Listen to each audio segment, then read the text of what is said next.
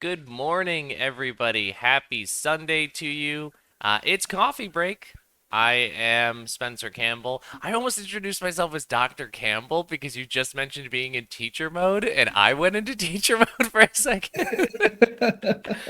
No, I'm Spencer Campbell, aka Gila RPGs.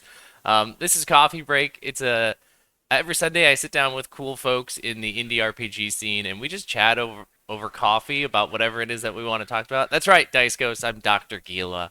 And this week I am absolutely delighted to have Travis Hill joining me today. Travis, why don't you go ahead and introduce yourself to the fine folks at home? Sure thing. So I would be remiss if I didn't say happy birthday, happy late birthday in front of everybody.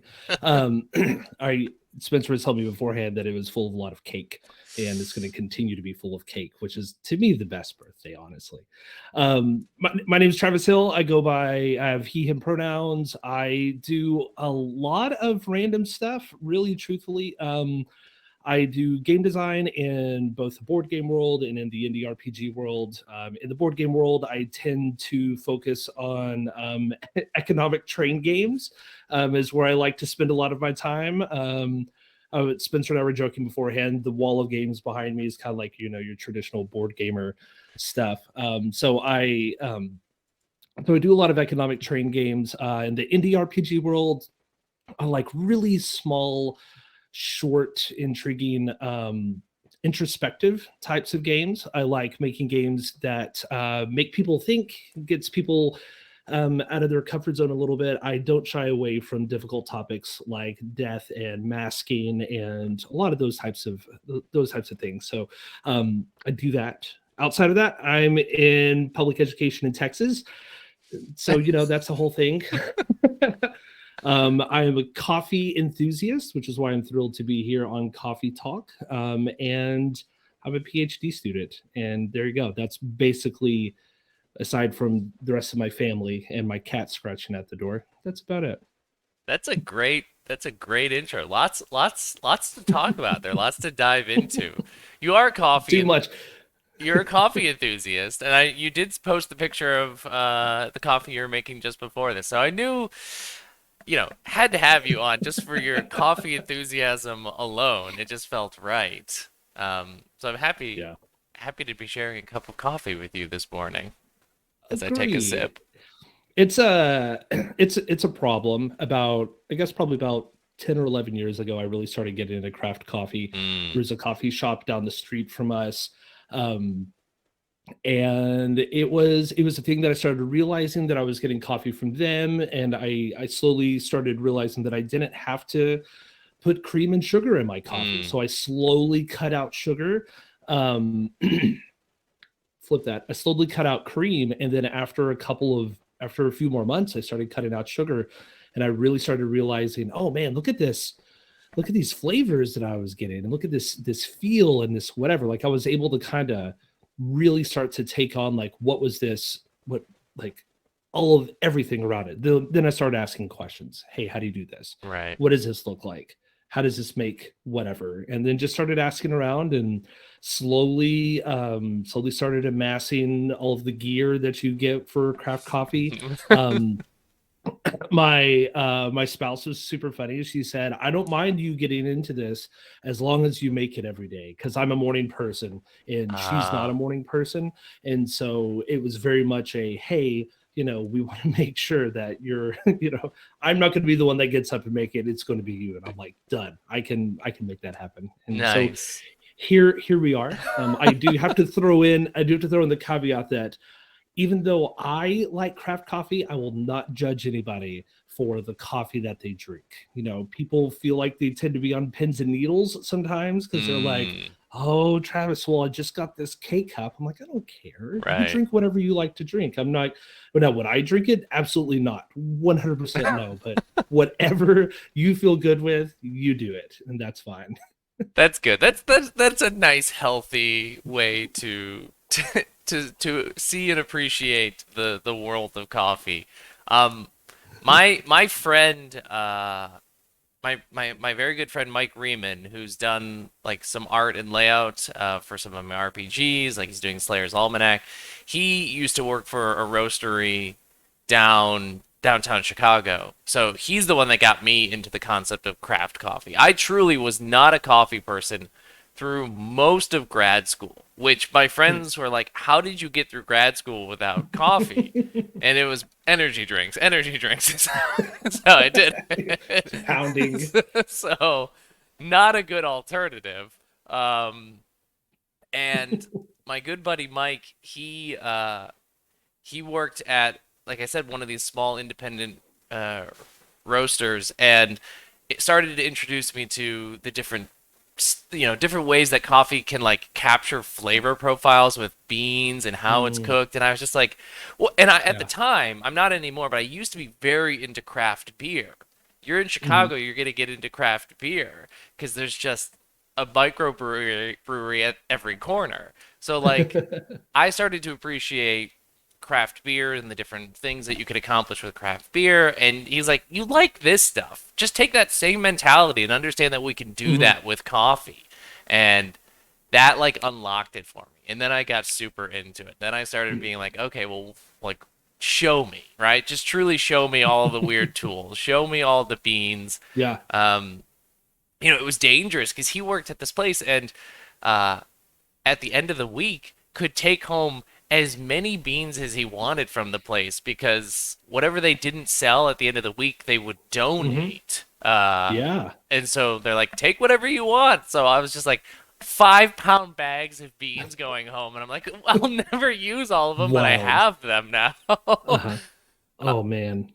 My favorite tool, though, I have it. I haven't used it in a while. I need to use it. Uh, Now that we started to set up at our house, is I have a Kyoto Dripper, which I don't know if Mm. you've ever had Kyoto Drip coffee I before. haven't had it before. No. If you've ever seen the device, it looks like straight out of a chemistry set. It's tall. It's like Uh-huh. 2, 3 feet tall, and it's this. You basically fill the top with ice water, and it goes through this extremely long, weird spot. All the spiraling Yeah. tubes and everything. It feels like you're doing mad science, and it just Yeah.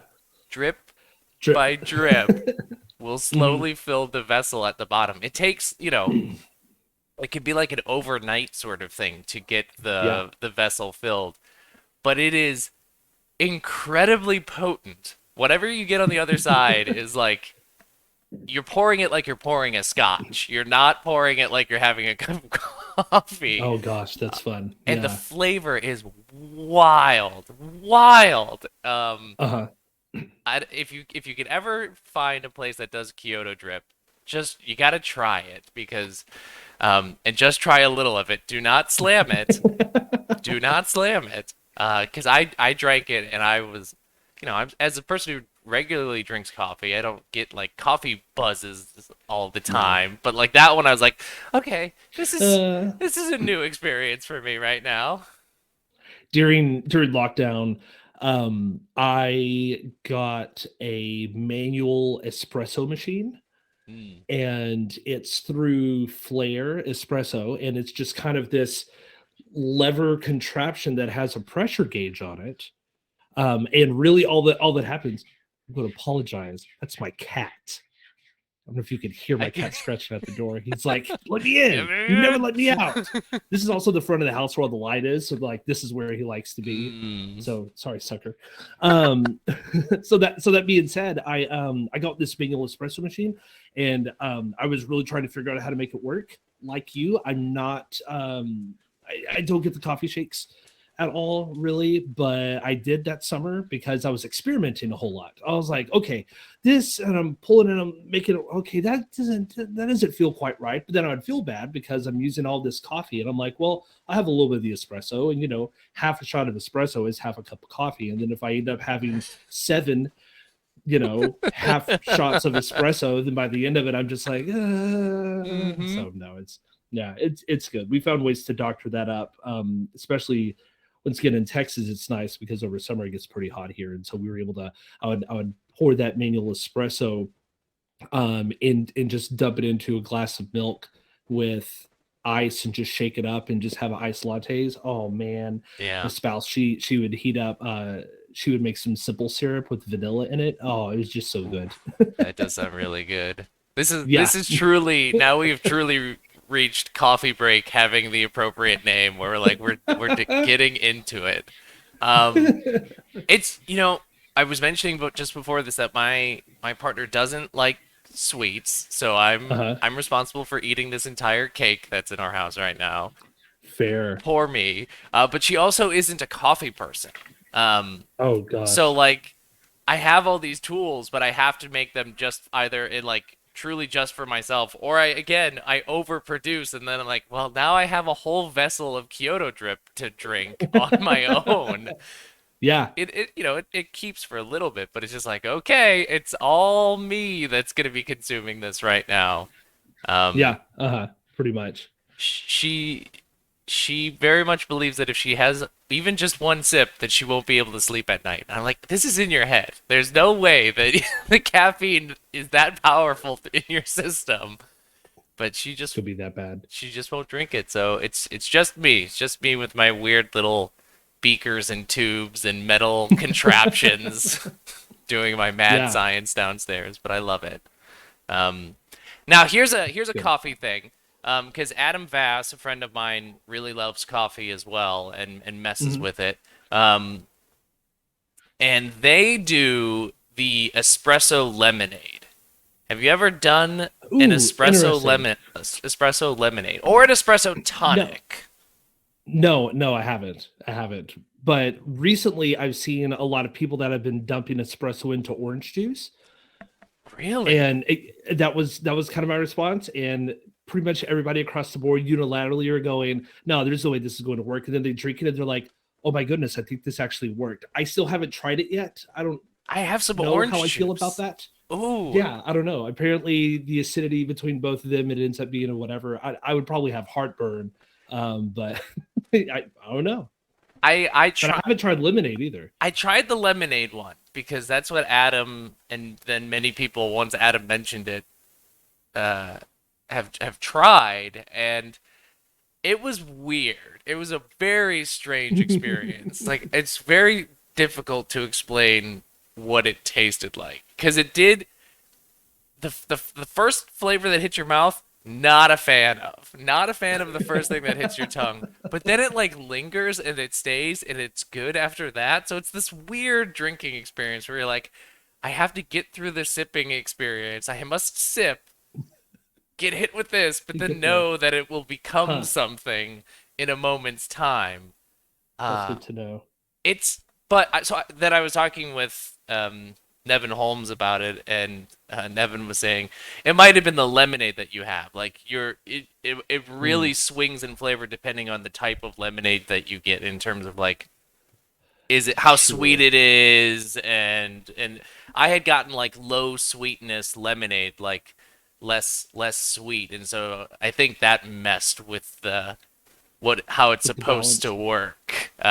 But apparently you huh? can also mix it with tonic, and it's very refreshing. It's good for the warm weather, which again It's wild. kind of feels wild to me. Feels it. It's one of the orange juice one. That one. I don't know. I don't know. I don't know. They just get a big old glass of OJ and just dump the espresso in and stir it up. And I don't. I just. I don't know. I can't. I like to experiment, but I don't know if I want to experiment in that capacity. I That's think that's about as very. far as I go. That's It's really wild. so like it's in a like a glass of orange juice too. Like, and that's the other thing is like the Yeah. proportions, right? Like what are your like the Hmm. ratio of the espresso lemonade is 1 to 1. So Huh. it's Okay. not like you pour it into a big old glass of lemonade and the espresso flavors the lemon. It's 1 in 1, and it creates a Wow. very like it's That's wild. it's very wild. So I don't know if you ever get some lemonade, just try it. I guess. I mean, Give it a shot. I'm definitely doing the orange juice probably Tuesday because that's my next work from home day, and I'll sit Okay. there and I'll go. All right, orange juice espresso. Here we go. See if Travis is Mhm. playing a long con on me. Scroll through TikTok. It's on there. That's Right. where I found it. Like where you find everything else. That's awesome. Uh, And that's coffee break. I mean, that right there. That's There it 15 is. solid minutes of coffee talk. That was great. And that's just the tip of the iceberg. Right. Right. Is the scary part. You can go down that I rabbit hole deep, I whenever have I learned. whenever I was whenever I worked on an actual campus, I'm at the district level now. Mm. But whenever I worked on a campus, we had these professional development days that instead of making them about actually being professionally developed, we changed them so that they were fun days. And so people could create they would come up with sessions, like hour-long sessions, and people and staff members would sign up for it, and you would just say, hey, I can have this many people. And I did a coffee one twice a day, once in the morning and once in the afternoon, every single time that we did it. And I'd bring in French press, and I'd bring in a Kalita and a Chemex and an AeroPress and my grinder and two kettles, and it would just be this whole thing that I would Right. set up.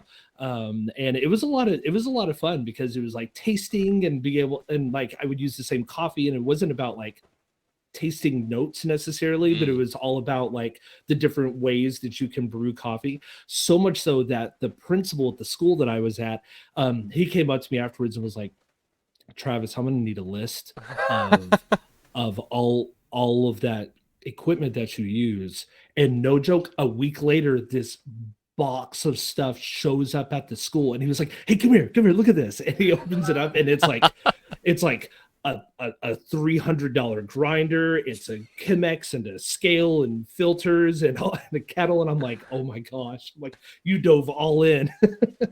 That's not like slowly wading into the Uh-uh. pool. That's I'm diving Yeah, face yeah. first into the deep end. This is it. This is I'm going in right now. I wish I do envy people that are able to do that. Mm. I tend to dip my toes in the water a little bit, but if you can go in just kind of whole hog and just make it happen, then run with it. I tend to do that. I tend to like I'm horrible at like pacing and being patient with things. So it's like if I find a new thing that I love, I'm like, well, this is just gonna be the thing that I do for almost exclusively for a period of time until I find the new shiny thing that distracts me over here, and then I go chase that for a little while. Uh, that's how I do things. So, let's talk about games for a little bit. Just because I don't know, I Games. guess we could talk about games while we drink this delicious coffee we've been talking about. I want to know about the train games because I feel like that's I play a lot of board games, but that is definitely one of the genres of board games that is a like it's a void for me. Like it's one that I haven't Mhm. truly played. So you mentioned economic train games. The only I've Yeah. played two train games. One is actually I think a train game. The other one is just takes place on a train. Colt Express, which is not actually a train Mhm. game, but it takes place on a train. It's Place on a train. you're Mm. robbing a train. Um, and then Ticket to Ride, which Mhm. I don't know. Is Ticket to Ride what you're talking about when you say like an economic train game? Is it at all in the similar genre, or am I like way off? So here's the funny thing. It depends on who you ask, and Oh. the reason why I say that is because there are a lot of people who gatekeep train games. Mm, They're just like in any other subset of any genre in any type of tabletop game, board RPG or whatever. There are people who gatekeep what is and what isn't a train game, right? right. I use the term economic train game mostly because an economic train game means that there's money involved, Mm, right? There are shares involved. There is some type of shared incentive that's going on. Like there's a company and multiple people can buy into that company and buy shares in that company.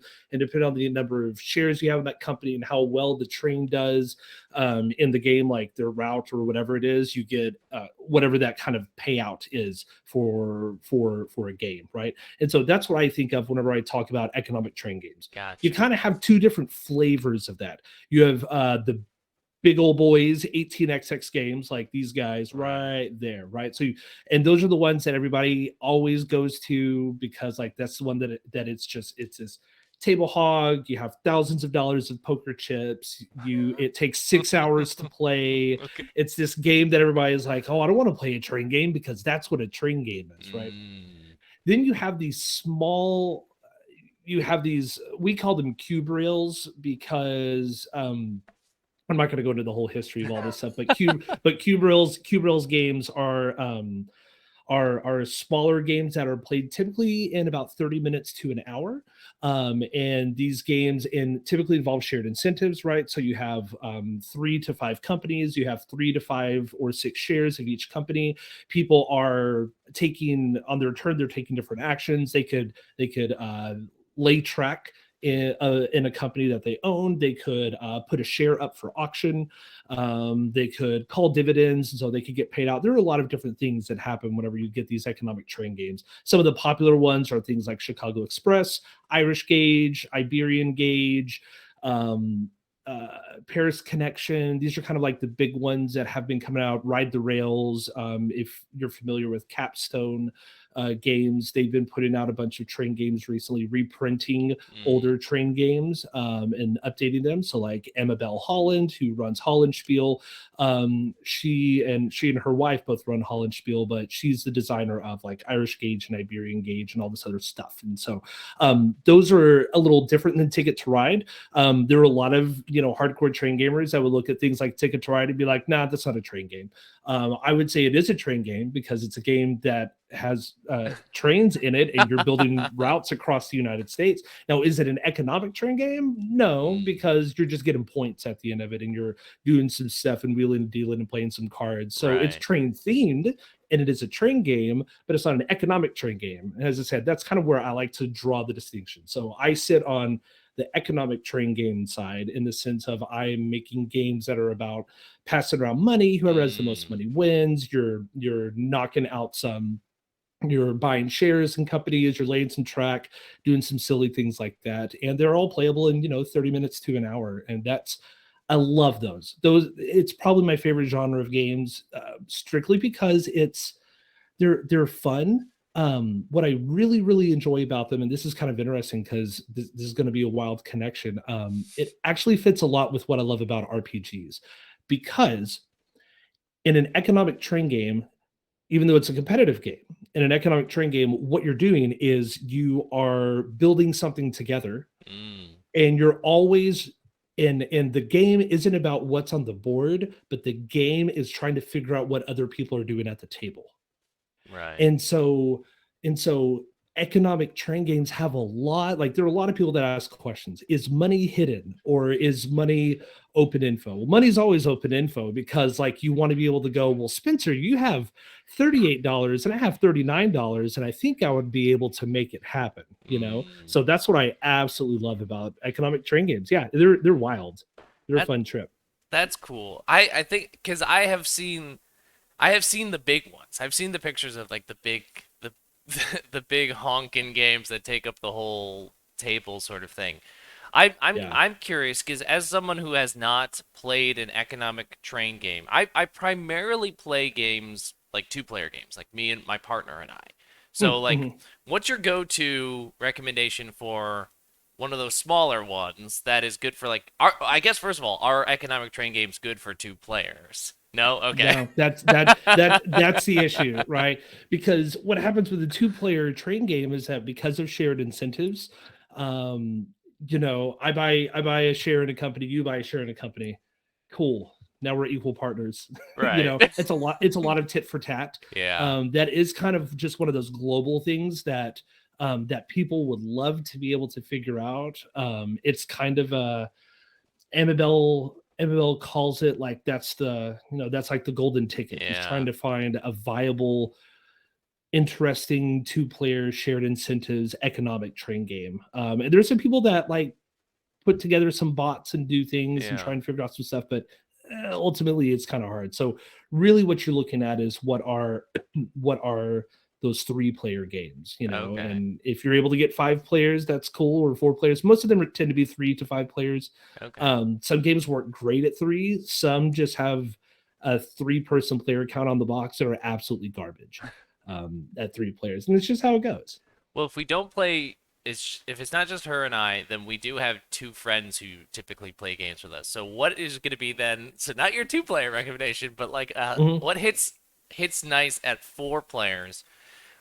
And I will say, with two of those players not being big board game, like Yeah. not that they don't like board games, but they don't have like they look at a shelf and they go, I don't know what any of this Yes. is, right? So Yeah. like, what's the entry level economic train game to for first of all for me because I've never played it, but for my partner who's like just learning what games are in the first place. Mhm. Easy. If you can get four people, Paris Connection is going to be should be your go-to. I'm writing it down right Just now. just through and through. Paris Connection, you could normally get it used somewhere because it comes in this giant ridiculous box. It's from Queen Games, and so it's in this box that's too large. In fact, where is it? Where is it? It's behind me. I cut the box down. Like I Ah, literally like oh this is yeah. I literally just cut the box like in half because it fits exactly everything that it needs to fit. And I was like, I don't care. I don't know some people are like cringing right now, but I did. I got like an X-Acto blade and a ruler and I just chopped it down. But Paris Connection Okay. is a fantastic four-player game. It takes about 30 minutes. No surprise, you are laying track out on the board. But the fun thing about it is that there's no money involved. But at the end of the game, you're counting up points, which really is just kind of money. So what's cool is that you have this screen in front of you, and Mm, you have trains.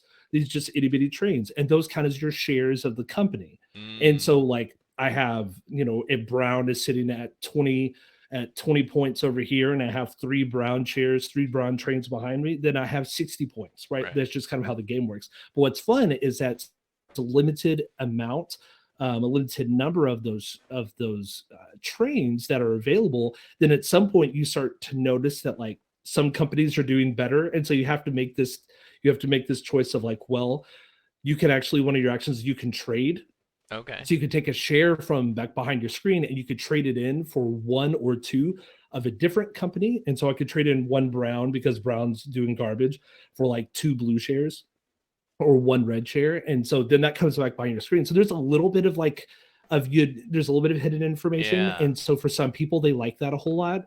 But then there's also a cap. And so I don't remember what the number is, but if you go like in a four-player game, if you have more than the number of shares that you're supposed to have. Like, let's say the number is like 15. If you have, say, 16 shares, then for every share above whatever that cap is, for say like for like you in a four-player game, you can only have 15 shares. And if you have 16 shares, every share above that is like negative 20 points at the end Oh, of the game. nice. Right. And Nice. so it doesn't normally happen, but it kind of keeps people from doing that. And so, but I love Paris Connection. It's a great like 30-minute game. It's kind of fun. It has hexes, your lane track. There's a little bit of shares, so it gets you in the feel and the mood for what a larger game could be, Yeah. but also just kind of it takes out the money. And a lot of times that's where there's a disconnect. And there's also no auctions. That's also a massive disconnect with a lot of trading games. It's just like, oh, I don't want to auction. I can't evaluate what this is, Mm, or what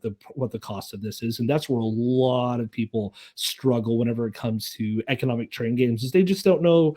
Like, I've never played this game before. I don't know what a good amount is. I guess I'll bid $12 on this, and then right. they're out the rest of the game, because they spent too much money. Yeah.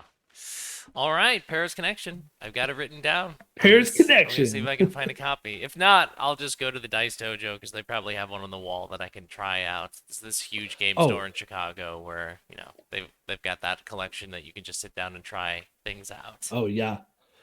I would. It's been around for quite a while. I would be surprised if it wasn't on a shelf somewhere. Yeah. And Sweet. a long time ago, just as an aside, a long time ago, I guess probably about 4 years ago, Queen Games would always put these on sale on Amazon, Mm, and they would be on Amazon for like $15. And so I had a friend who would buy like 4 or 5 copies at a time and give them away as gifts to people. nice. That's It's just awesome. like, oh, Paris Connection on sale again. Here we go. Here's five more gifts. That's awesome. All right, Paris Connection. I've got it written down. I'm gonna check that one out. Excellent. Thank you for that recommendation. I'm excited. Yeah. We're always trying out new genres of games, seeing which ones hit. Um, so Mhm. I've never done the economic train game before, so I'm excited to try something new. Uh, They're fun. They're and a lot of them are just kind of variations on a theme, yeah, which for me I really like. One of as much as I like all sorts of other different types of board games, the problem that you have is you have to sit down and it takes 30 or 45 minutes to learn a big board game. yeah, And by the end of it, you're tired and you're like, I don't know if I want to do this for the next 2 hours. But like a lot of these economic train games, they're just variations on a theme. So you just kind of look at it and go, okay, I know how this goes. What are the wrinkles in this? It takes you 10, maybe 15 minutes to go through the rules. You play it in 45 minutes to an hour, and then you yeah, could play it again or play something else. And that's far more my speed yeah. than sitting down and playing 5 hour long games on a consistent basis. Yeah, one of our favorite games to play is Star Realms, which is it's specifically designed as like two-player, it's a deck builder. And once you Mhm. understand how a deck builder works, every deck building game out there has its own rules and own take, but like generally the bones Yeah. are there that like once you get it, so like I've introduced other deck builders and it goes like, okay, you've seen this like concept See this before. before. It's just Star Mhm. Realms was in space and now we're now we're fighting dragons. Same concept though, right? And so it helps Mhm. transfer that previous knowledge pretty seamlessly, which is It's fun. nice. Yeah. Um, you did mention that you see the connection between RPGs and you do design RPGs, which I wanna talk about. I want to talk about Distilled and Focused first, just because it's so Mhm. cool and it's the hot thing. It's the thing that's at the top of what you're Thanks. it's what you're working on. I mean, it's what you're working on right now primarily in like with Mhm. RPGs. So, for folks who aren't familiar with it, what is Distilled and Focused? Sure. I'll give you a little bit of background, I guess, leading up to it. Yeah. I had, like I mentioned at the top of everything, I'm in towards the end of my first year of PhD studies. And, at some point, there's going to have to be a break. Mm, Truthfully, there's going to have to be a break to where I'm doing too much stuff outside of full-time work and yeah. PhD studies that I'll have to go, something's going to have to take a back seat. And as much as I hate to say that game design is going to have to take a back seat, game design is going to be the thing that's going to take a back seat. No, game design has been wonderful because it's paid for my PhD studies up to this point, which is nice. Grad school's been covered by game design. Pretty cool thing to say. Pretty cool. I'm not complaining about that, but I just, you kind of have brain space at some points, Mm, and at some points I don't know how your studies went, but at some point that there are days I'm like, I really should be reading this article, yeah. or I really should be working on this systematic review. I'm on spring break right now, and I'm like, Me too. what one day this week am I going to work on this systematic review that's due in May? Okay, let's see. It's just things like that. So at some point, I realized something's going to have to take a backseat. However, what I don't want to do is totally exit from the RPG scene because Mm, I've loved doing it for the last 3.5, 4 years. I've really enjoyed it. I found great community in it. I've really been able to explore just super fun, interesting ideas. And more importantly, I've been able to do it on my own time. I think for me, it's been wonderful because coming from the board game world, you always have to go through a traditional publisher, you always have to mm, pitch your idea to people. And then whenever indie RPGs like really kind of blew up leading up to that first zine quest with Kickstarter, it just kind of opened up this enormous world of like, holy moly, you mean I can do this stuff and I can order the stuff and I can ship it out myself and that's it. And so like that's how I've always done it. I've always made the stuff myself. I'll outsource a little bit of the artwork just because I am not an artist. And so I'll do that, but like I do all the shipping myself, I do all the packaging mm, myself. I don't outsource anything else. So really it's just kind of me. And so what's been fun about the entire process up to this point really truly has been the creation of stuff and seeing mm. it get out to people and being able to explore a lot of ideas.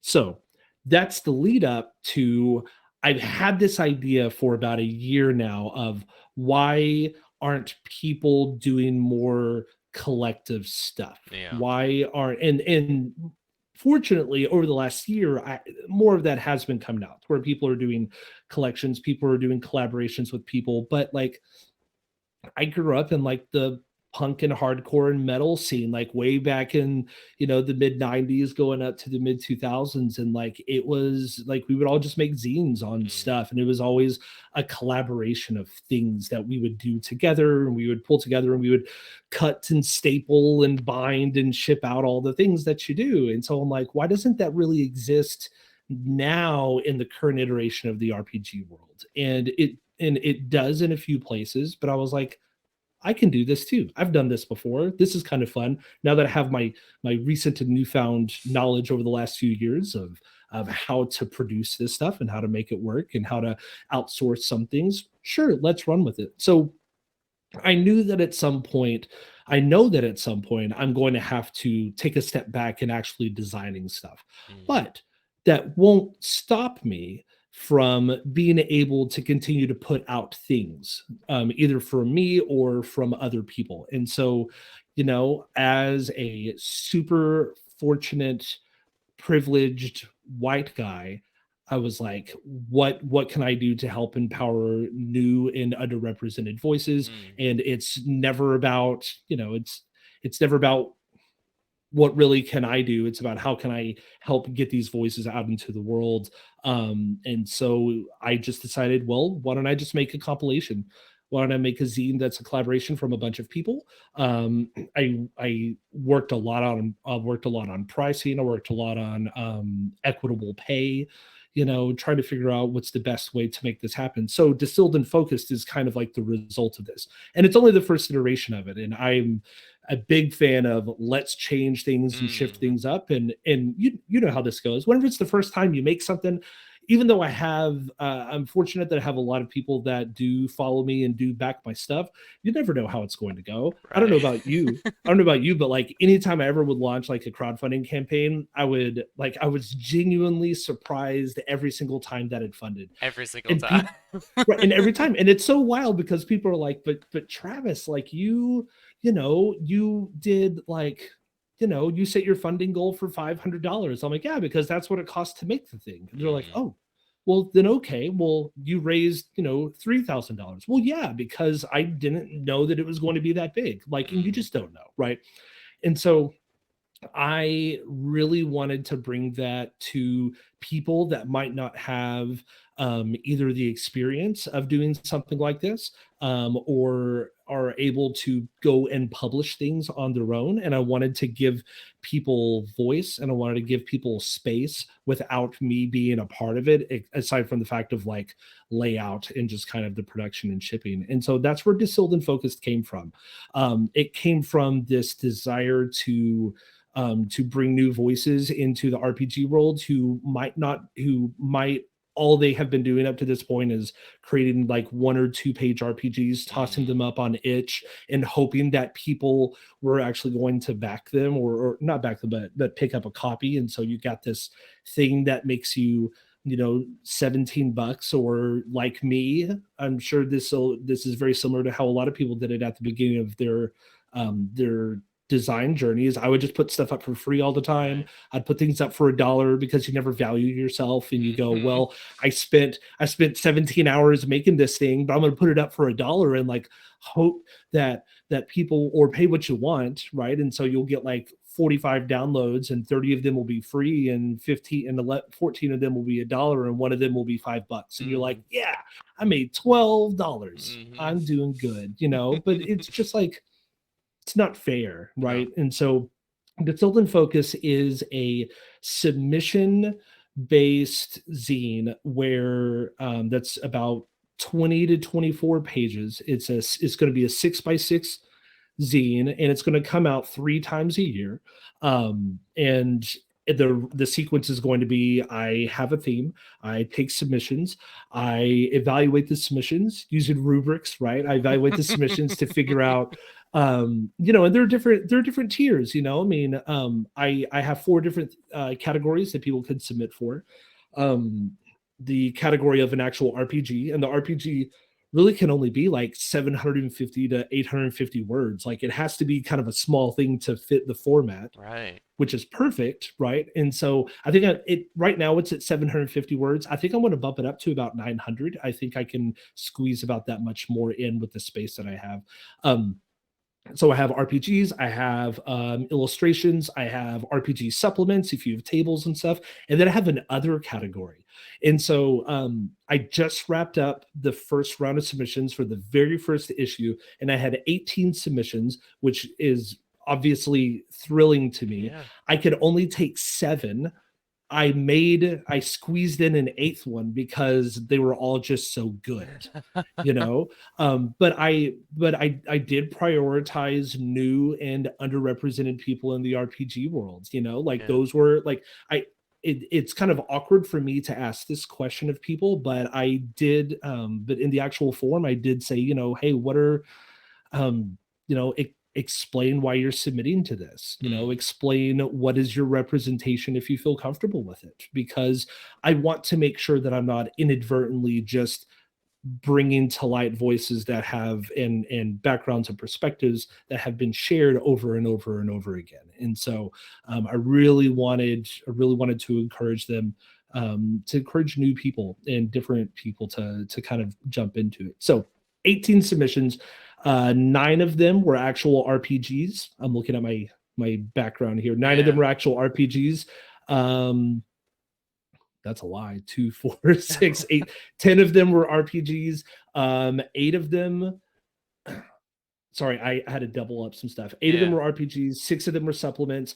I got a few illustrations, and I got some poems, which is just the best thing ever. And That's I'm just awesome. thrilled. And so my first thing was rituals, and I wanted it to be as broad of a theme as possible. So rituals meaning you wake up in the morning and you make your cup of coffee and you Mm. do your thing, or you're going out into the woods barefoot with your coven friends and dancing under the moonlight, what in anywhere in between. Right. But once I started getting them in and I started figuring out, okay, these are the ones that kind of like thematically all fit together, then it was just kind of parsing stuff apart, and going, this fits, this doesn't fit, this kind of fits. So this maybe, depending on how we go, Mm. on how many more I need. So I had seven, and I put in an eighth one just because it I wanted to, and so that's it. So over this week, because it's spring break, it's like I did this intentionally. I'm going to lay out all the stuff over this week on spring break, kind of sit with it for about a week, go over all the stuff, in terms of just making sure that proofing and editing. I have a friend or two that they're going to look at it as well, and then I'm going to order just a bunch of them, Yeah. and so I think like sometime later today, I'm going to start tweeting out, all of the contributors, kind of like some general overview of the stuff. Like, I'll make a big thread about it, some overview of the stuff of what they've submitted, and then just hope people pick it up. Yeah. Right. The funny thing is, I've announced it, but I haven't announced that pre-orders are open, and I think I already have like 15 pre-orders, which for which for me, to make it worthwhile for contributors, I want to sell 50 copies, Okay. because what I want to do is, for every physical copy that gets sold, every contributor gets a buck 50, Okay. right? And so for, say, like 750 words, 10-15 cents a word. I want things to be, good. You know what I Right. mean? And then beyond that, obviously beyond that, they still get a buck 50 of physical copy. I'm going to sell PDFs as well. People are going to get 50 cents for every PDF that gets sold. So ideally, people could get a couple bucks, for a PDF and for a physical copy. I'm selling them for $15 each, Okay. and I think it'll be cool. It's my first time to do it, obviously, in this current iteration. So we'll see. We'll Yeah. see how, Right. things go. You know, I love it. I'm yeah. I'm So that's distilled and focused. That's I'm that so whole thing right excited there. about it. Like I love the idea of obviously like just like anything that is a collection or a collective of some kind is Yeah. fantastic just because exactly like you said that experience for new designers of just like, I'm just gonna put a one-page thing up on itch and just pray that it somehow gets attention compared to all the Yeah. other stuff that's going up on itch on like a daily basis, right? And so Hmm. like, just like being like getting a signal in all the noise, first of all, is a hurdle that you have to overcome. And then like It is. not knowing how to do layout or not knowing how to do art or find art, right? Like that's another thing Yeah. that stops people from go progressing any further, right? Like, Hmm. and I think what because you mentioned like it all kind of culminated to was like Zine Quest is, you know, this recent indie explosion. And the thing about Zine Quest, as cool as it was in terms of like getting a bunch of people's stuff out there, is it made it seem like these things had to be these highly polished, like it's got like Oh all the bells and man. whistles, like, Hmm. and that's how I came into it. Like I came into it, I was like, I'm looking at all these other projects and I'm like, I guess it's got to look like this. I guess it's got to be Hmm. like that's what an RPG has to be. And so if you're new and you're Yes. looking at this, you're like, well, how can I possibly do that, right? Like how could I possibly Uh-huh. produce a 36-page book with art and all of these different layout styles and print it and like it's overwhelming. Yeah. And that's Yeah.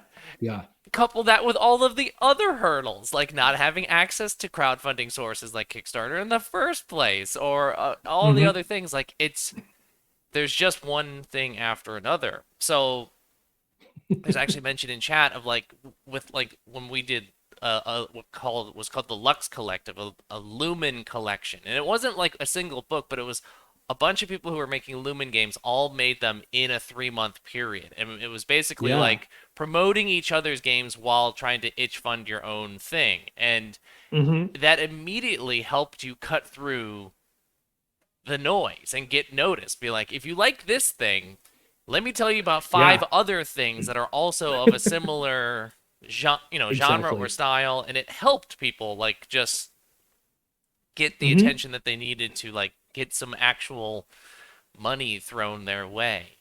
But like I Yeah. love that you're doing the layout stuff and like you're handling the shipping and the production because all of that like is so Easy. overwhelming. If you don't like It it, is. if you've It never is. done it before, you look at it and you go, this sounds like a nightmare. Like I have to be a logistics person and a graphic designer and a writer and like all these things. Yeah.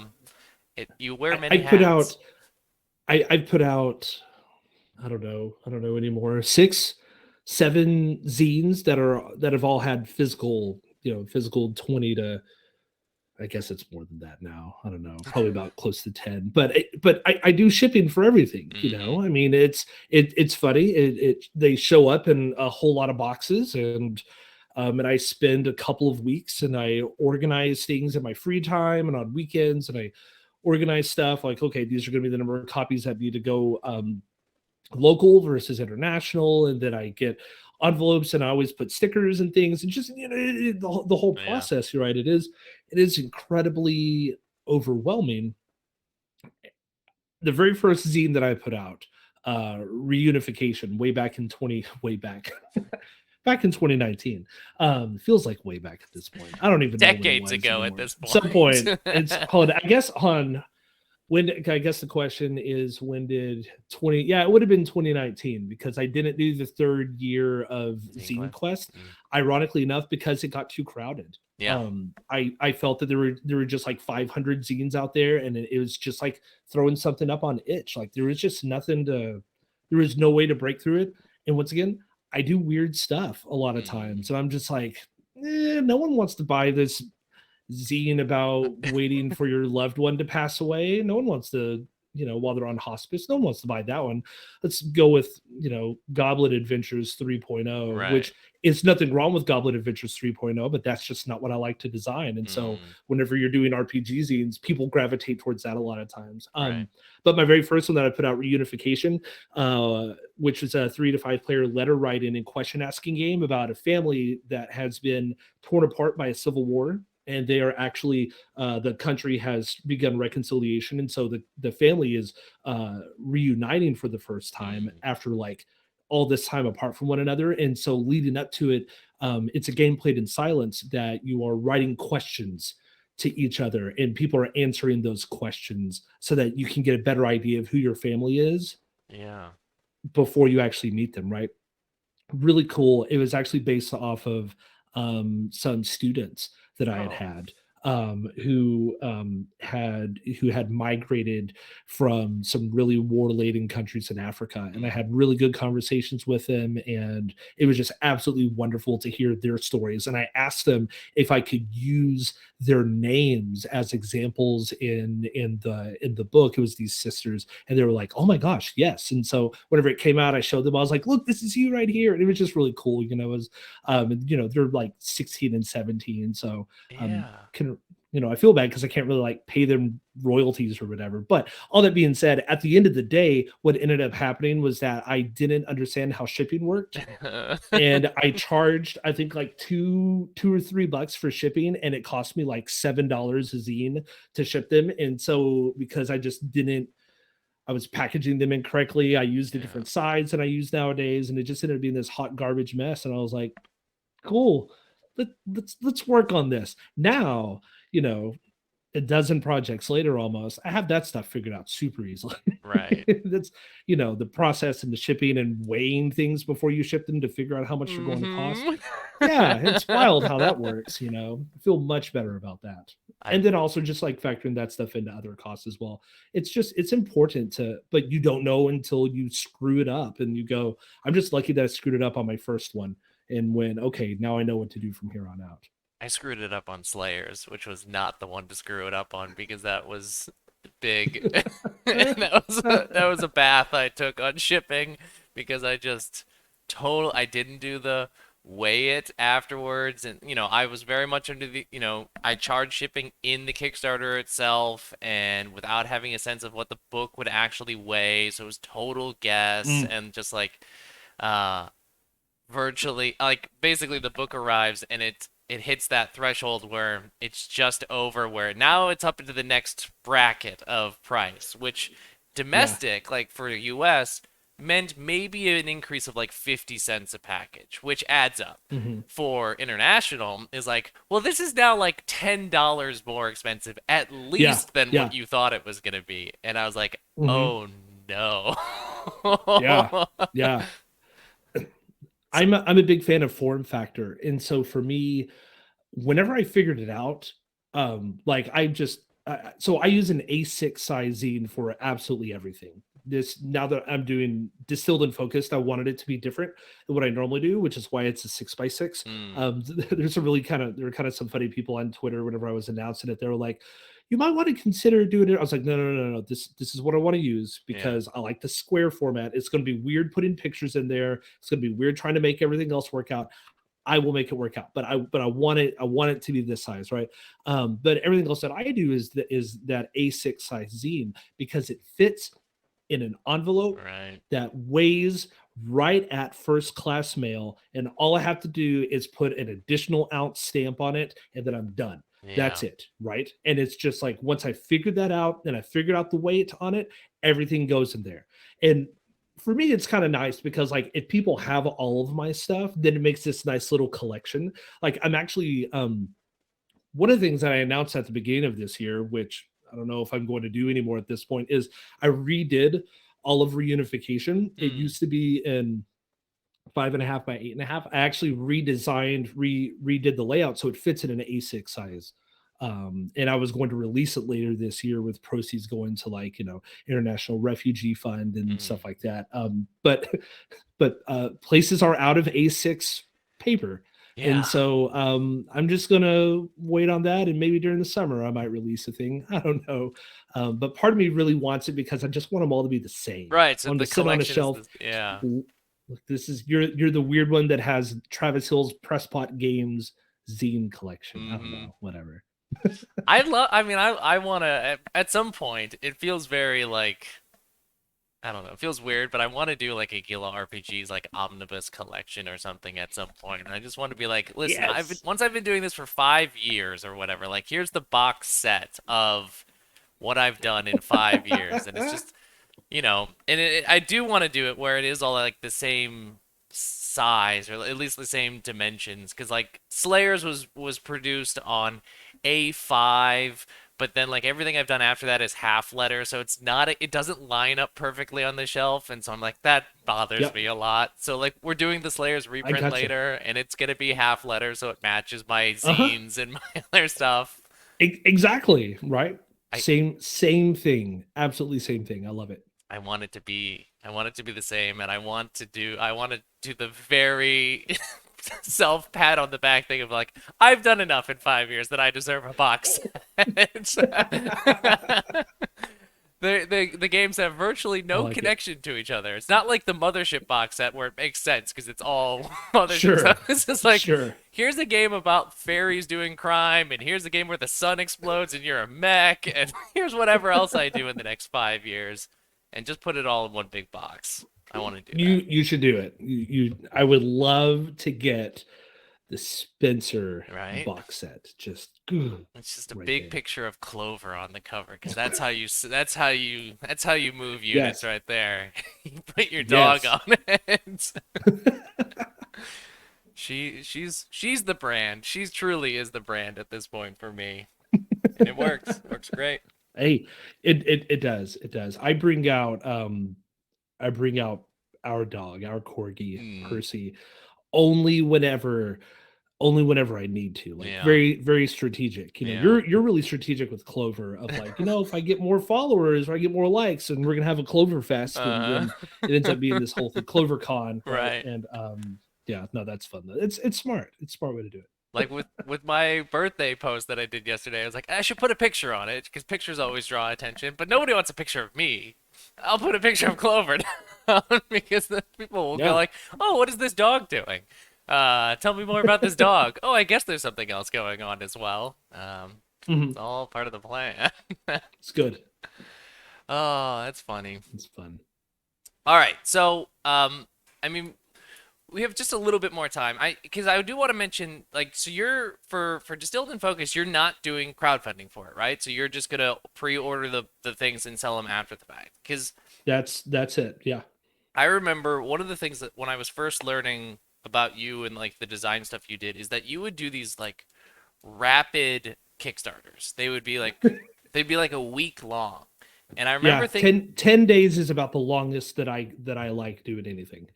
I remember Mhm. seeing that and at first being like, Travis is a fool. What is he doing? Like, why would he cut himself off like that? And then after doing like a 30-day, going like, Travis understands this. Travis is very wise. and you know, Kickstarter being Kickstarter, that's a whole other thing in terms of using Sure. that as a service. But just like the concept of like crowdfunding, like the slow drip of an itch fund is nice, but I think if I ever did do like a proper crowd fund again, like I would want to do it at that rapid scale that you did of like Oh yeah. just a week because you're getting Hmm. into like the lull is gonna be the lull, right? Like Oh, it's the worst. you're gonna get your first strong 2 days, you're gonna get a strong last 2 days, and then the middle is inevitably gonna just feel like a drag. So do you want Hmm. 20 days of drag or do you want 3 days of No. drag? And it's Well, like, because then what I also hate bloat. yeah. I have a really I have a really strong I have some really strong feelings about what crowdfunding has done in terms Mm, of transparency and in terms of customer voice hmm. and how that piecing my words together carefully here. I can see But that. but I really don't like I really truly don't like how I love crowdfunding in the sense of like I wouldn't be able to do the things that I'm able to do without crowdfunding. So I have been beholden to Right. the positive part of crowdfunding. But the issue with it, of course, is that at the end of the day, during those lull moments, people go, "Well, what are your stretch goals?" Hmm. Well, what's more insight into how your company is dealing with whatever, or what do you plan on doing with blank? Mm. And I just hate that. I'm very conflict averse. I know it might not seem like it sometimes on Twitter, but I'm really Same. conflict averse. And so the last thing I want to do is to tell somebody, hey, I need you to jump off your high horse and like, let's not talk about this because this is dumb. Just I'm Hmm. done with it, you know? And so I hate it because it oftentimes it feels like it empowers the consumer, which is great, and they should have a voice in some things, but I also don't fully believe that they should have a voice in the physical makeup of a product in Mm. this unless something's problematic, right? There's an issue with something is like color blindness issues, you know, or sensitivity issues, all that stuff. If somebody hollered out to me and said, Travis, did you really consult with anybody about this? Mm. That would be a kick in the teeth, and that is what I need. However, whenever somebody's like, well, have you tried this blah blah blah, or what about this stretch goal? I'm like, no, I don't play that. And so because I didn't want to deal with it, I just made all my campaigns really short. Hmm. That's it. I put out I'd done zines for a few years. I had put out one, two, three. I had done four campaigns for zines, and then I did my first board game, my first non-zine Yeah. Kickstarter campaign. It wasn't a board game; it was a card game, right? It was Card Rails. Yeah. This just itty bitty box. It's over there somewhere. This 90, 54 cards. It's a cube rails game, right? It's a train game on a deck of cards. That's what it was. Um, Kickstarter was doing this Make 100 campaign, Yeah. right? And I reached out to my friend Matthew Gravelin. Matthew, we go way back. Matthew's the one who got me into this. So if I have anybody to blame or thank, it's going to be Gravelin Okay. because whenever I was doing Reunification, I was actually making it a card game. I was making like an 18 card game that I was going to do something with. And he said, "Well, why don't Kickstarter's doing this zine thing? Why don't you jump in on that?" And then I just totally whoosh went the opposite Mm. direction, and just Matthew and I we ping ideas off of each other fairly often. Hey, have you thought about this? What about this? Just to kind of have a person to do Yeah. stuff with, design brain. And so I reached out to him. I was like, I think I'm gonna do this Make 100 thing. I think I'm going to do it on a train game. And he was like, no, go for it. And so I do it. Um, I knew it was going to do well because I just knew it was going to do well because no one had done it before. I didn't know it was going to do as well as it did. I was only making 100 copies. It was only being shipped to the United States. Those things because it was my Right. first time to actually box a thing, and I did not want to overextend myself. Right. Right, I sold all 100 copies in 7 minutes, and then I had 5 days. I made the campaign for 5 days, Right. and I'm so grateful I made it for 5 days because then I had 4 days, 23 hours, and 53 minutes of people going, "Why can't I get a copy? Why can't I get a copy? Why Mm. can't I get a copy?" But I made PDFs available. So there were also a lot of people that are like, thank you for making the PDF available. Is this going to be available after the Kickstarter campaign? Right. And so it was forwarded to me going, sorry, y'all. Sorry, y'all. Hey, thanks. I know. I Whew. appreciate the support. No, probably not. It was just that for like 4.5 days. I got picked up on some like big fancy streamers in the board game world, and they went to my Kickstarter page and totally tore it apart. They were like, why only make 100 games? Because you're shooting yourself in the foot. And I'm like, y'all, I'm a grad student who's Right. doing this, who works full time, who's doing this in my free time. Like I literally, like, it came with 60 cubes. Spencer, I ordered like 12,000 cubes from Germany, and I had to literally sort 60 cubes 100 times, my friend. That is a whole lot of sorting and a whole lot of cubes. And it was hot garbage. Now, at the end of that, I decided, okay, I'm going to do this again. And so I opened up pre orders Mm. on my website. The beauty of Card Rails is that it gave me the funds to make a website, right? Yeah. And so now I actually had a storefront that I could do stuff with. And so what ended up happening at the end of all of this was I opened up pre-orders on my site, and I said, hey, this is open for a month. I sold another like 190 copies of it. which is 190 times 60 of me sorting So, cubes and shipping it. And I open it up internationally as well. And I just say, y'all know that it's going to cost a lot of money to ship it internationally. And people did it. But that experience was me going, I have to really consider the length of my campaign, mm, because I did 14-day campaigns a couple times, and it got to me. By yeah. the halfway through it, it really got me to a point to where I went, I don't want to engage with this. Mm, I don't want to do this, because I felt like I had to create more content. Like, the right. bottom line is, I felt like I had to create more content. And unlike a lot of game designers, my game, whether it is a game or it is a zine, is 100% complete whenever I launch a campaign for it. Right.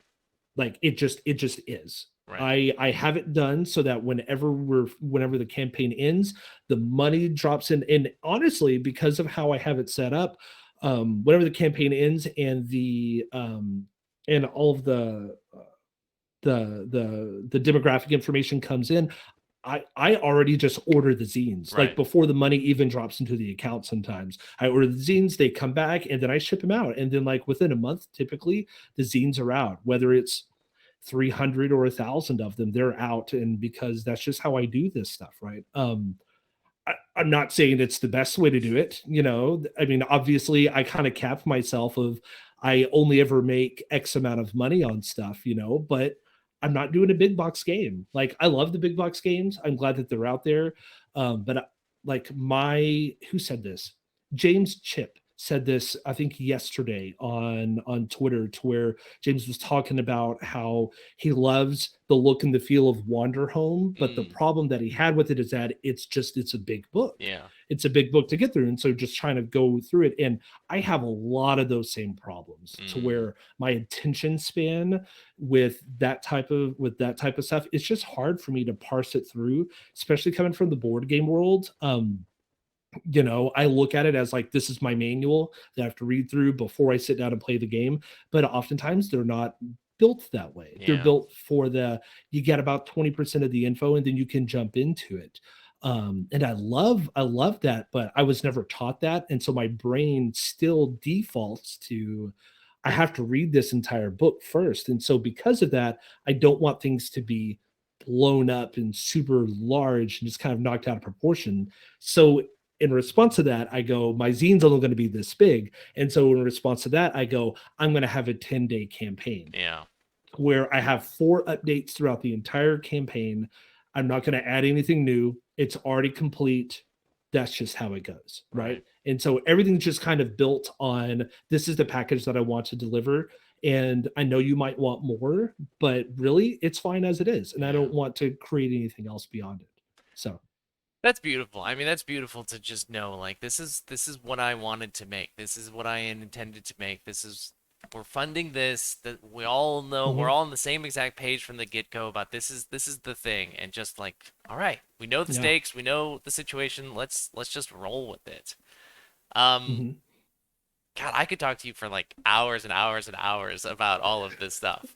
Um, you know, I have to have you back because I want to talk to you about grad school and psychology and ed psych because I know that's stuff that you're in. But we're also at like our typical like wrap up time for coffee break, Sure. and I know that the second I start asking you about ed psych, we're in for another like 2 hours. So, so It I'm goes. writing down Travis episode 2 because it's gonna be all about ed psych and stuff like that.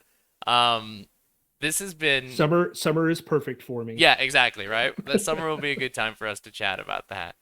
Um, but I think this feels like a good wrap up place just because I think Yeah. we've covered so much. There's so much cool stuff out there. Where can people find you? Find the stuff to be able to throw support your way. I'll put links to all Mhm. of this stuff like as usual in VODs on YouTube and on the podcast Sure. stuff. But where if you want people to find you, where can they find you? um so probably the easiest place to do anything with me is via Twitter. I'm just Travis D Hill, as in Daniel. Travis D Hill on Twitter. I run Presspot Games, whatever that means. I am Presspot Games. I used to do a lot of rulebook editing for board games, which is a whole other, 2 hour long conversation. But I used to do rulebook editing for board games, and it was all under the moniker of Presspot because once you start doing things, you go, you know what, I need to have a Yeah. name. I need to have a name, right? And so this is what I did, because obviously I love coffee.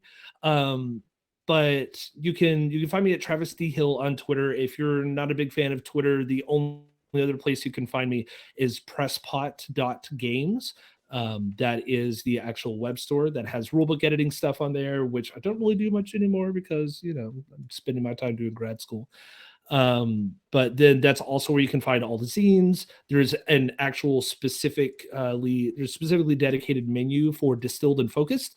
That's where people can go to submit Mm. for a future issue, which I have not opened submissions to a future issue. I won't do so probably until May. Okay. May 1st is whenever I'm going to do it. It is going to be solo based. I Nice. do want the next issue. I don't know what the overall theme is going to be, but I want everything to be solo mode. That's kind of my big jam anyways.